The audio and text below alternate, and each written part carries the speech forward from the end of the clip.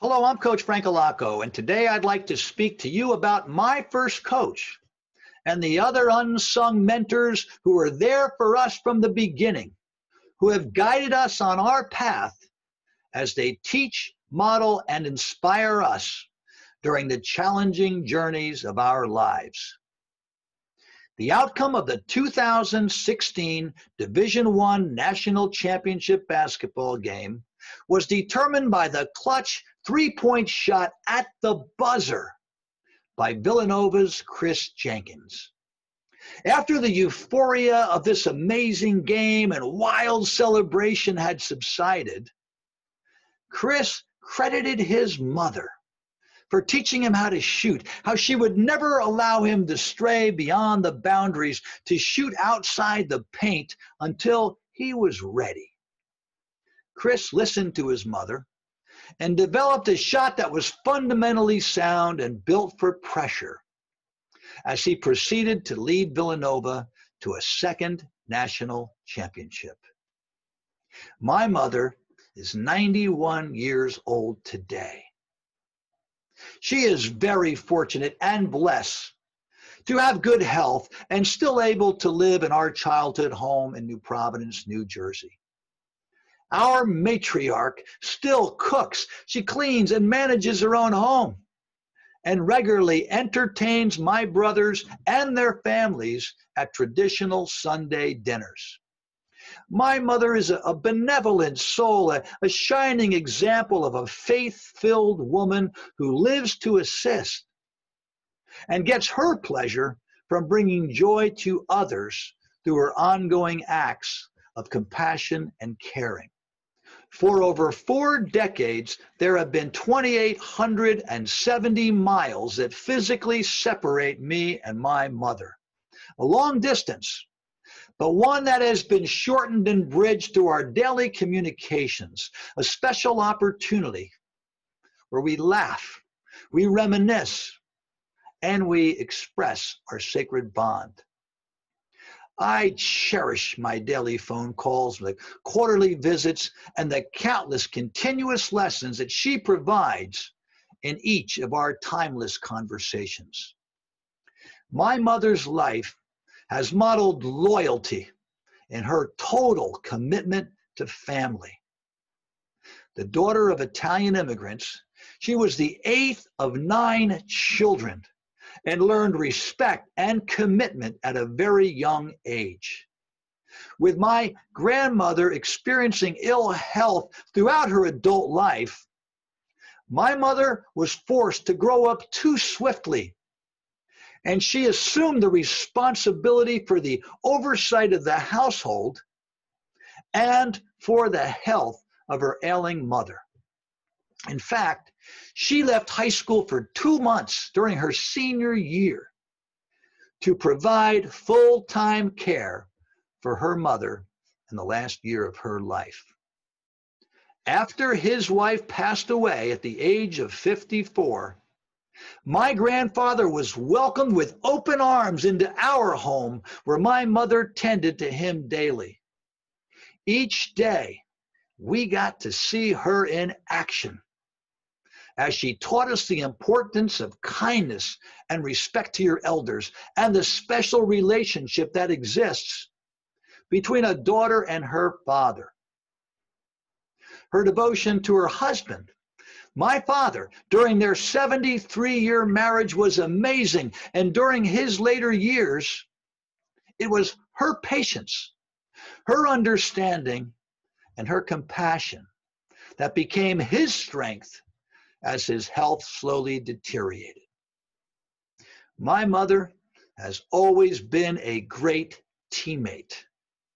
Her ceaseless energy and love for all people continues to inspire as she models a life truly committed to the service of others.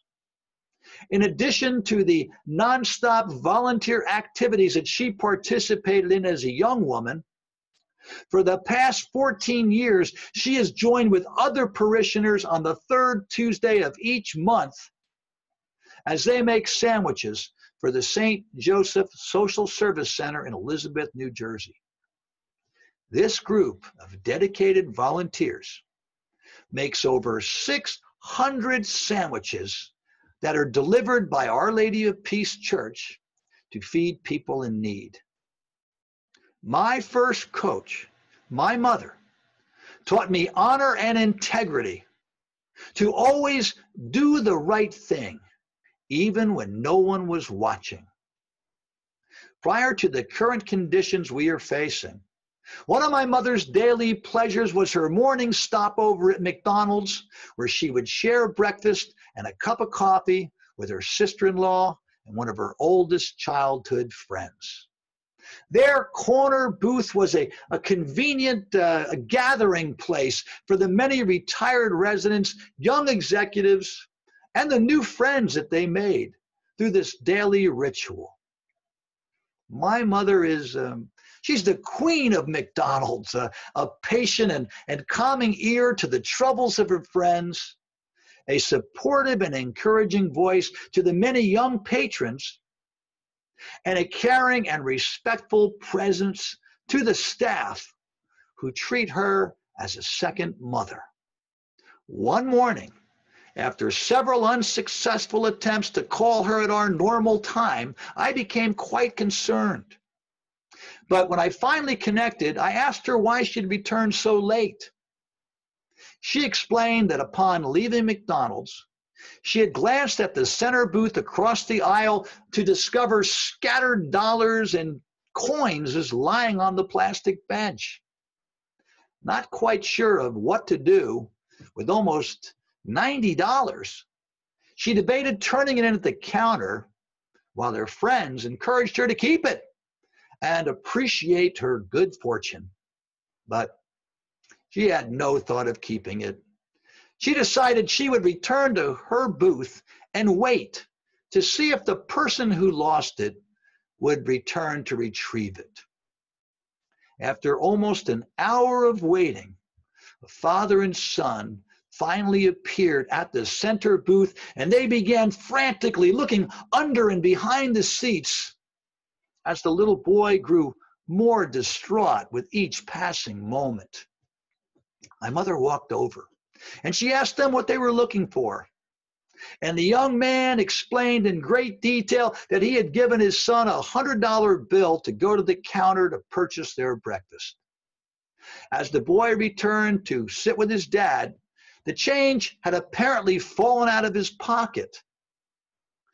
Unaware of this, they left the restaurant, got into their car, and began their drive home. But as they were pulling into the driveway, the father realized his son had never given him the change, and he asked him for it.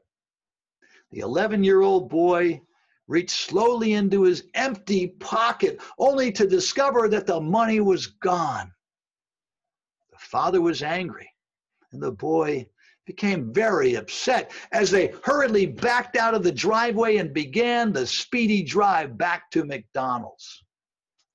As the man told my mother this story, the sad look on that young boy's face had all the evidence of a son who had endured a miserable 20-minute ride back to McDonald's with his frustrated father lecturing him about his carelessness. After hearing the final details of their story, my mother handed them the bills and coins.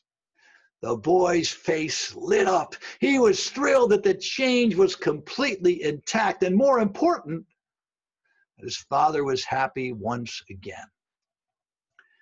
As the retelling of this story of her long morning and another legendary phone call was winding down, I asked her if the man had offered her a reward for her kindness.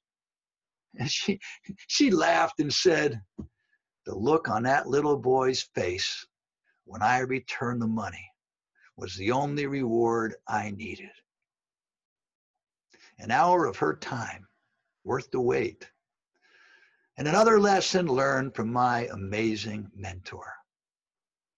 I will always be grateful for the gift of my mother, a master mentor whose classroom has been her life experiences.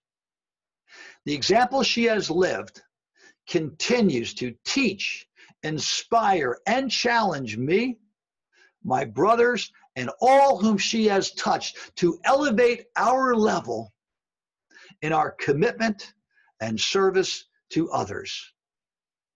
I am sure that you have countless memories of the lessons created by your own treasured mentors and their strength and wisdom as your first coaches.